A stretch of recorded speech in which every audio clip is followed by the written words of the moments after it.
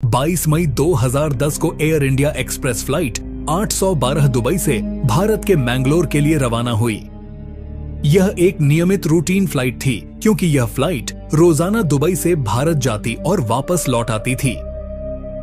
Flight में सब कुछ सामान्य था, सभी सिस्टम ठीक थे और प्लेन पूरी तरह से ऑपरेशनल था। फ्लाइट ने दुबई एयरपोर्ट से टेक ऑफ किया और भारत की ओर उड़ान भरी। फ्लाइट के पायलट्स और क्रू मेंबर्स का अनुभव भी काफी अच्छा था। कैप्टन जलट को ग्लूसी का 10,000 घंटों का उड़ान अनुभव था, जिसमें 2,440 घंटे उन्होंने बोइंग 737 विमान में बिताए थे, जबकि फर्स्ट ऑफिसर हरविंदर सिंह आलूवालिया के पास 3,620 घंटे का अनुभव था और वे 3,319 घंटे बोइंग 737 उड़ाने में बिता चुके थे। सभी पैसेंजरों की यात्रा सुरक्षित प्रतीत हो रही थी, लेकिन एक छोटी सी गलती और हल्की सी मिसकैलकुलेशन ने बड़े हादसे को जन्म दिया। यह फ्लाइट जब अपने गंतव्य यानी मैंगलोर इंटरनेशनल एयरपोर्ट के करीब पहुंची तो सुबह के लगभग 5:30 थे।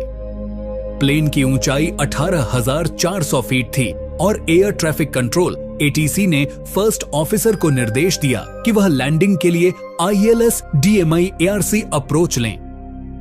यह एक प्रकार का इंस्ट्रूमेंटल लैंडिंग सिस्टम था जो पायलट को कम दृश्यता की स्थितियों में रनवे की ओर गाइड करता है। इसके बाद ATC ने फ्लाइट को ऊंचाई 7,000 फीट तक कम करने का आदेश दिया।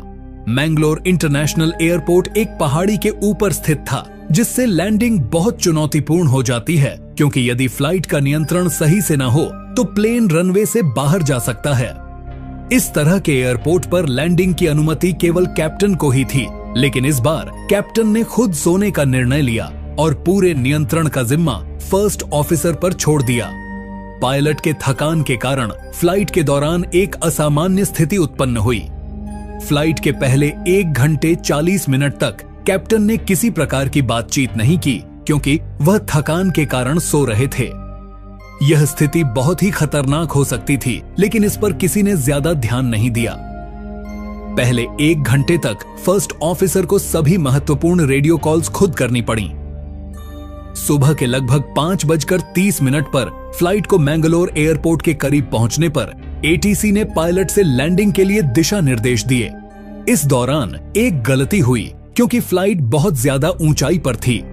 इसके बाद पायलटों को यह एहसास हुआ कि फ्लाइट की ऊंचाई को जल्दी से कम करना होगा, लेकिन पूरी स्थिति में उनकी निर्णय लेने की प्रक्रिया बेहद धीमी रही और इसका परिणाम भयानक दुर्घटना के रूप में सामने आया। जब फ्लाइट मैंगलोर के करीब पहुंची तो कैप्टन जलट को ग्लूसी को यह महसूस हुआ कि प्लेन की ऊंचाई जरूरत से ज्यादा है। इस समय फ्लाइट की ऊंचाई लगभग 9,000 फीट थी और यह एयरपोर्ट से सिर्फ 25 मील की दूरी पर था। कैप्टन ने तुरंत लैंडिंग के लिए तैयारी शुरू कर दी। उन्होंने स्पीड ब्रेकर्स और लैंडिंग गियर को सक्रिय कर दिया ताकि प्लेन की ऊंचाई को जल्दी से घटाया जा सके। हालांकि इस दौरान पायलट ने अपनी प्राथमिकता को गलत तरीके से निर्धारित किया और प्लेन की ऊंचाई को तेजी से कम करने की कोशिश की। इसके बावजूद EGPWS enhanced ground proximity warning system से लगातार चेतावनियां मिल रही थीं कि प्लेन की गति और ऊंचाई नियंत्रण से बाहर हो सकती है। यह सिस्टम इस बात की चेतावनी दे रहा था कि प्लेन ज्यादा तेजी से नीचे आ रहा था, जिससे क्रैश की संभावना थी, लेकिन कैप्टन ने इस चेतावनी को अनदेखा कर दिया। इसके बाद ATC ने एक बार फिर पायलट से पूछा कि क्या उन्होंने ILS अप्रोच को सही से स्थापित किया है, लेकिन कैप्टन ने इस सवाल का जवाब बिना किसी चिंता के दिया और फ्लाइट को लगातार नीचे लाने की कोशिश करते रहे। सभी चेतावनियों और असिस्ट सिस्टम्स की अनदेखी करते हुए कैप्टन ने फ्लाइट को लैंड करने की अपनी जिद को बनाए रखा। फ्लाइट की ऊंचाई अब भी बहुत ज्यादा थी और रनवे से संपर्क बनाने के लिए गति बहुत अधिक थी। फर्स्ट ऑफिसर ने यह महसूस किया कि अगर वे प्लेन को सही तरीके से लैंड करना चाहते हैं तो उन्हें एक चक्कर लगाना चाहिए, लेकिन कैप्टन ने इस सुझाव को नकार दिया और अपनी जिद पर अड़े रहे। उन्होंने प्लेन को लैंड करने के लिए तेजी से नीचे लाने की कोशिश की, जिससे फ्लाइट का अधिक गति और उच्च गति में आकर रनवे से बहुत आगे टचडाउन हुआ। रनवे के थ्रेशोल्ड से लगभग 5,200 फीट पहले प्लेन ने रनवे को छुआ और इसके बाद उसे रुकने के लिए केवल 2800 फीट की दूरी मिली। लेकिन इसकी गति इतनी अधिक थी कि विमान को रुकने का पर्याप्त समय नहीं मिला। इस दौरान कैप्टन ने प्लेन के ब्रेकिंग सिस्टम को सक्रिय किया, लेकिन क्योंकि गति बहुत अधिक थी, ब्रेक्स जल्दी से प्रभावी नहीं हो सके। प्लेन के न रुकने के कारण यह रनवे के अंत से बाहर निकल गया और एक खाई में गिरते हुए दुर्घटनाग्रस्त हो गया। दुर्घटना के बाद तुरंत ही रेस्क्यू टीम घटना स्थल पर पहुंची और बचाव कार्य शुरू किया। लेकिन जब तक टीम मौके पर पहुंची, प्लेन में मौजूद 167 लोगों में से सिर्फ 8 लोग ही जिंदा बच पाए थे। इस दुखद घटना ने पूरे देश को झंझोर कर रख दिया।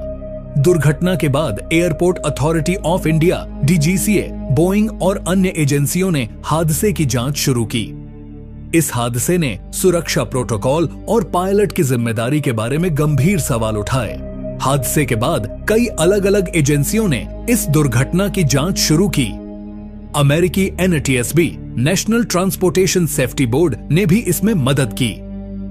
भारत सरकार ने एक कोर्ट ऑफ इंक्वायरी भी स्थापित की, जो यह जानने के लिए बनाई गई थी कि हादसा क्यों हुआ और कौन जिम्मेदार था। जांच में यह पाया गया कि यह हादसा मुख्य रूप से पायलट की गलतियों के कारण हुआ। कैप्टन ने लैंडिंग के दौरान अपनी जिद पर अड़े रहकर खतरनाक स्थिति को और बिगाड़ दिया। वे अपनी को-पायलट की बातों को अनदेखा करते रहे और सभी चेतावनियों को नजरअंदाज कर दिया। इसके अलावा नींद की कमी और थकान भी इस हादसे का एक कारण बनी। कैप्टन ने अपनी थकान के बावजूद पर्याप्त ध्यान नहीं दिया और न ही लैंडिंग के समय की सही स्थिति का आकलन किया। इस हादसे में पायलट की गलती एक अहम कारण रही। कैप्टन जलटको ग्लूसी ने अपनी जिम्मेदारी को सही तरीके से नहीं निभाया। उन्होंने फर्स्ट ऑफिसर की सलाह और सिग्नल्स को नजरअंदाज किया और प्लेन को लैंड करने की जिद करते हुए अपनी निर्णय क्षमता खो दी। इस घटना से यह भी पता चला कि जब पायलट पर्याप्त रेस्ट के बिना उड़ान भरते हैं तो उनकी प्रतिक्रिया और निर्णय क्षमता प्रभावित हो सकती है। इसके अलावा अगर पायलट ने EGPWS की चेतावनी को गंभीरता से लिया होता तो यह दुर्घटना टाली जा सकती थी। दुर्घटना की जांच के दौरान यह सवाल उठता है कि क्या इसे टाला जा सकता था। अगर कैप्टन ने अपनी को-पायलट की सलाह मानी होती और EGPWS की चेतावनियों पर ध्यान दिया होता तो यह त्रासदी टाली जा सकती थी। पायलट को लैंडिंग से पहले ऊंचाई और गति की सही गणना करनी चाहिए थी और अगर आवश्यक होता तो उन्हें चक्कर लगाकर लैंडिंग को सुरक्षित रूप से अंजाम देना चाहिए था। इसके अलावा यदि अधिक सतर्कता और टीम वर्क से काम लिया जाता तो यह हादसा रोका जा सकता था। इस हादसे ने भारतीय विमानन क्षेत्र में सुरक्षा सुधारों की आवश्यकता को भी उजागर किया। फ्लाइट के पायलट और क्रू को अधिक प्रशिक्षित करने की जरूरत है ताकि वे ऐसी स्थितियों में बेहतर निर्णय ले सकें। इसके अलावा विमानन सुरक्षा प्रणाली में भी सुधार करना आवश्यक है ताकि भविष्य में ऐसी घटनाओं से बचा जा सके। यह दुर्घटना एक गंभीर चेतावनी थी जो पायलटों, क्रू और विमानन प्राधिकरण के लिए एक सबक बन गई। हम सभी को यह समझने की जरूरत है कि विमानन में सुरक्षा सर्वोपरि होती है और किसी भी छोटी सी गलती के गंभीर परिणाम हो सकते हैं।